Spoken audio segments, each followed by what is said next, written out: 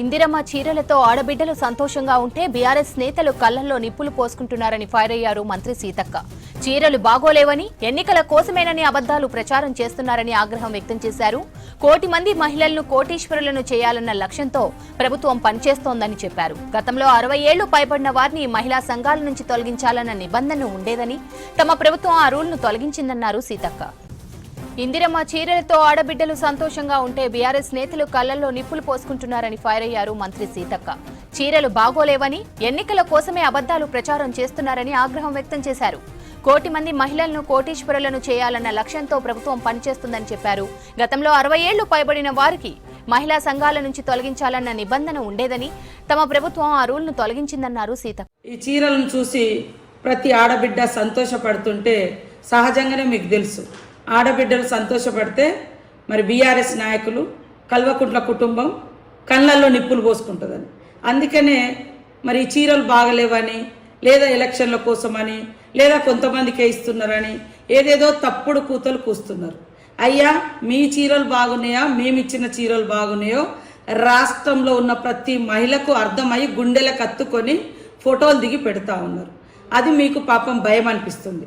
మేము ఈ చీరలకు ఆర్డర్ ఇచ్చి దాదాపుగా 1 ఇయర్ కావస్తుంది. ముఖ్యమంత్రి గారు కన్న కళ ఏంటిదంటే 1 కోటి మంది మహిళల్ని కోటీశ్వరులను చేయాలి. 1 కోటి మంది మహిళలు కావాలి అంటే మరి 1 కోటి మంది మహిళలను మహిళా సంఘాల్లో చేర్చాలనే లక్ష్యంతో ఈరోజు ఇచ్చిన 67 లక్షల చీరలు సరిపోవట్లేదని 33 లక్షల చీరల వరకు మరి మళ్ళీ ఆర్డర్ ఇవ్వడం జరిగింది. దాదాపుగా అంటే పూర్తిగా 1 కోటి మందికి. దీన్ని నిస్సిగ్గుగా మరి హరీష్ రావు లాంటి ఒక నాయకుడు, అబద్ధాలకు కేరాపు హరీష్ రావు, నేను ఎప్పుడో చెప్పిన కదా, అబద్ధాలకు నిలువుటద్దామని. మేము 67 లక్షలకు ఆర్డర్ ఇచ్చినాం. 67 లక్షల చీరలు రాష్ట్రంలో పంపిణీ జరుగుతున్నది. అది గ్రామీణ ప్రాంతంలో ఒకసారి, మరి పట్టణ ప్రాంతంలో మరొకసారి. ఎందుకంటే చేనేత కార్మికులు ఏదో మేము దుబాయ్ నుంచి లేదా సూరత్ నుంచి కిలోల కొద్ది తీసుకొచ్చిన చీరలు కాదు. చేనేత కార్మికులు వాళ్ళు స్వయంగా నేర్చిన చీరలు మేము అక్కడే ఆర్డర్ ఇచ్చినాం కదా. మీకు చిత్తశుద్ధి ఉంటే కేటీఆర్, హరీష్ రావు, కవితమ్మ ముగ్గురు పోయి సిరిసిల్ల కార్మికులతో మాట్లాడి ఇక్కడ రాష్ట్ర ప్రభుత్వం నుంచి ఎన్ని చీరలకు ఆర్డర్ ఇచ్చిండ్రు, ఎప్పుడు అయింది అని ఒక్కసారి తెలుసుకోండి. తర్వాత గతంలో 60 ఏళ్ళు దాటితే మహిళా సంఘాలలో ఉండకూడదనే నిబంధన ఉండే. ఇప్పుడు దాన్ని కూడా తీసేసి దాటిన వాళ్ళని కూడా సంఘంలోకి తీసుకుంటున్నాం. కాబట్టి మహిళా సంఘంలో ఉన్న సభ్యులకు ఇచ్చుకుంటూ మహిళా సంఘంలో 1 కోటి మందిని చేర్చాలి. కాబట్టి ప్రతి మహిళకి ఇచ్చి సంఘంలో చేరండి అని సారబెట్టి చీర పెట్టి మేము సంఘంలోకి ఆహ్వానిస్తున్నాం. ఇక్కడ ఏం తప్పు కనపడ్డది? నీ తప్పు నేను చెప్తా. మా గవర్నమెంట్ వచ్చే వరకు మీరేమన్నారు, రేషన్ కార్డు ఉన్న వాళ్ళందరికీ, రేషన్ కార్డులు ఉన్న వాళ్ళందరికీ మేము ఇచ్చినాం అన్నారు. మరి మా గవర్నమెంట్ వచ్చేటప్పటికి రేషన్ కార్డుల సంఖ్య, రేషన్ కార్డుల వాళ్ళ సంఖ్య మరి 89 లక్షలు, 89 లక్షలు లేదా 90 లక్షలు. మీరు ఆర్డర్ ఇచ్చిందే 90 లక్షల చీరలు. మరి మిగతా దాదాపుగా 50,000 చీరలు ఎవరు తీసుకున్నారు, ఎవరికి పంచుకున్నావు? దీంట్లో కూడా మీరు తెచ్చిందే కిలోల లెక్క.